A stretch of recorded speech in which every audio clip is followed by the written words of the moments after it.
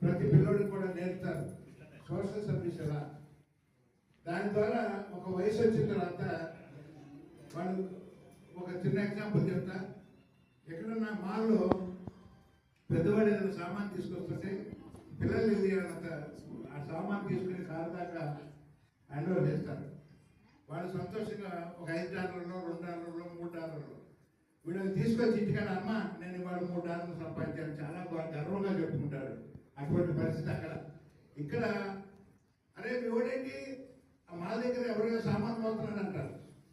అది సింపుల్గా అనిపిస్తుంది మన పిల్లలకి. కానీ పిల్లలకి నేర్పాల్సింది ఏంటంటే ముందు మన చదువులు ఎప్పుడు ఉద్యోగం కోసమే చదువులు చెప్పిస్తున్నాం. ఇప్పుడు దాకా నెక్స్ట్ చదువులు చెప్పినందుకు ఉద్యోగాలు ఉండవు. 750 కోట్ల వాళ్ళ ప్రపంచం యొక్క జనాభా రాను రాను పెరుగుతూనే ఉంటుంది.